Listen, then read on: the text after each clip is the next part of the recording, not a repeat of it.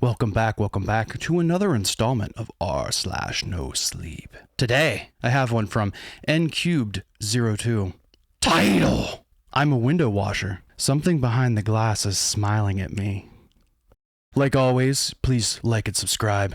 Tell your friends, tell your family, tell your dog. My dog doesn't care, but I told him anyway.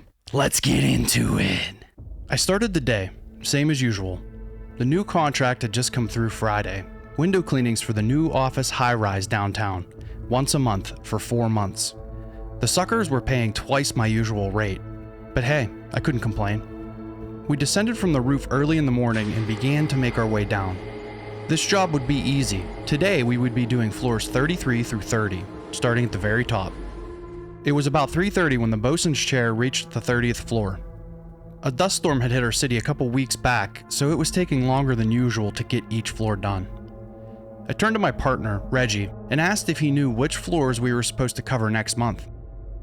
He leaned back against the rail and dug a weathered print of the job out of his pocket.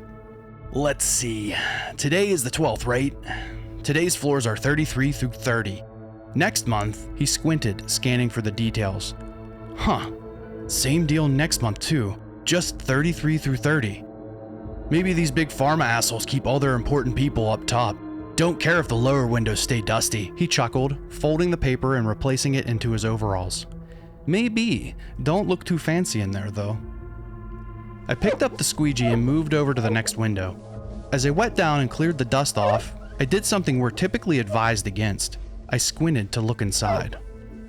The room behind the glass was completely dark. Even against the afternoon sun, typically we'd be able to see some semblance of light or activity inside. But I must have just been looking into an inactive floor.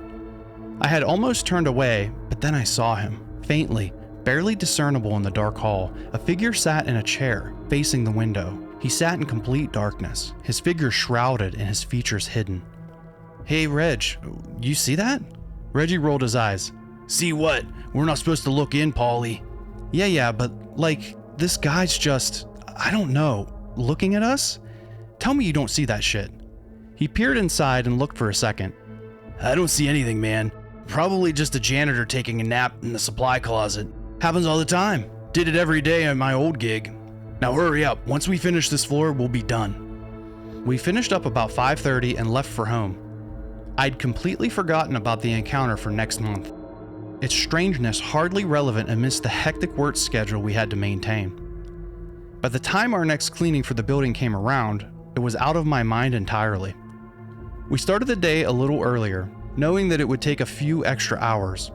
Reg and I finished up our work on the 32nd floor and stopped to eat. We ascended to the roof where our packed lunches waited, and I enjoyed a leftover burger from when I'd grilled the night before.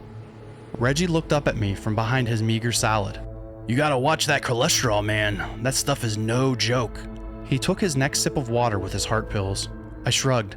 You're just jealous you can't have these no more. I chuckled through a juicy bite. We wrapped up and I climbed back down into the rig and descended to the 31st floor to begin the second half of our day. As we made it down, I began to wipe down the glass when something inside caught my eye. The entirety of the 31st floor was dark, with every light turned off inside. In the darkness, however, I saw the same shadowy man sitting in the dim emptiness once more, just watching us.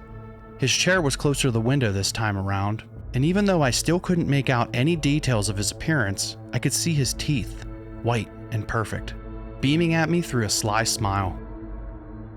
He was holding something that glinted in the sunlight in his hand, resting on the arm of the chair. I couldn't make it out. Hey Reg, he's here again, look. Reg peered inside. I thought he was on floor 30. I don't see anything, man. You're starting to freak me out. I looked back inside, cupping my hands over the glass to get a better look at the figure. You don't see that shit? Dude is just staring at us. He's in an armchair like 10 feet behind the glass. He's smiling all creepy like. I felt Reggie's hand grab the back of my harness and pull me away from the window. He looked at me sternly.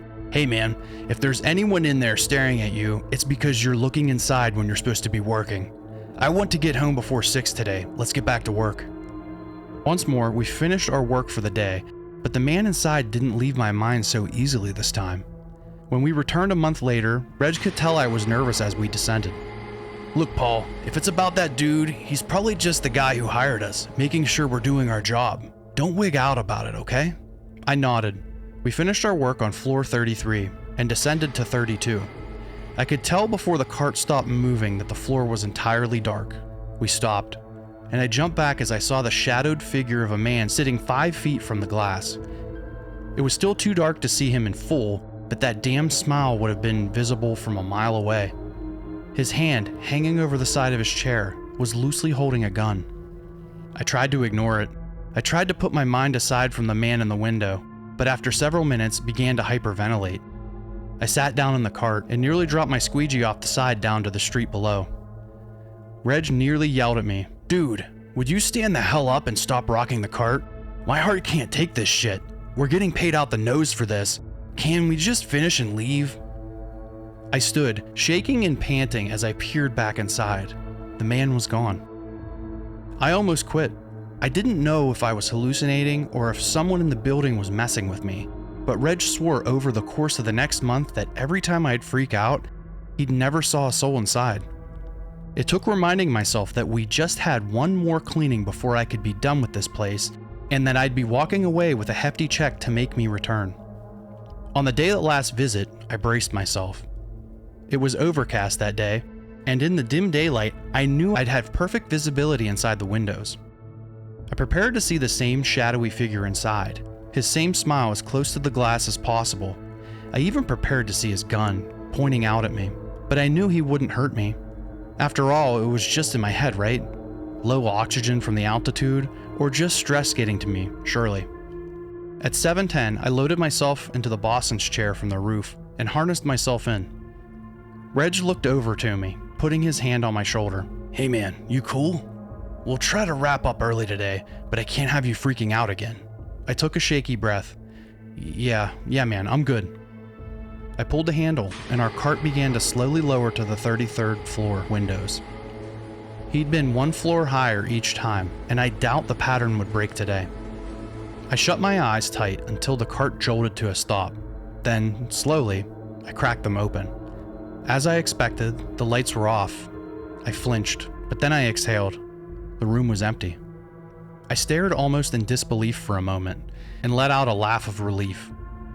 I approached the glass, peering in, and felt my face stretch into a smile as the fear lifted off my shoulders. "See? No one. I told you you'd be fine, man." As I stepped away from the glass, my eyes unfocused from the room inside, and I looked at my own reflection, cast into the shadow from the clouds above and smiling ear to ear. The smile faded from my face, but the same smile that my reflection wore did not. Large and toothy, its shadowed face wore a sickening grin, one that didn't quite reach its eyes. I looked down at its hand, where my squeegee would be, and saw only a gun, gripped loosely with a finger on the trigger. I watched as my reflection's smile grew impossibly wide, before it suddenly turned, arm outstretched, pointing the gun towards Reggie's own reflection. Reggie fell back, his body toppling over the railing. He would have fallen over the side onto the pavement 33 stories below, but his harness held firm, dangling him over the edge. By the time I managed to pull him back over and swiftly get us on top of the roof, he was already gone. The medics said he suffered a heart attack, and he was dead before he knew what happened. I don't know what it was I saw in that building, but for obvious reasons, I'm not a window cleaner anymore. I don't want to sound paranoid or anything, but I think he's following me. It doesn't happen often, but sometimes, when I catch my reflection in passing, I swear it's smiling at me. Pretty cool story. Haven't heard a window cleaning horror yet. First one on my list. I got N300's information in the description. Go over to his Reddit page and check it out. Just a quick reminder, we are on Spotify, Amazon Music, Apple Podcast, and Podbean. Go check it out. I am the Micro Masochis. Farewell.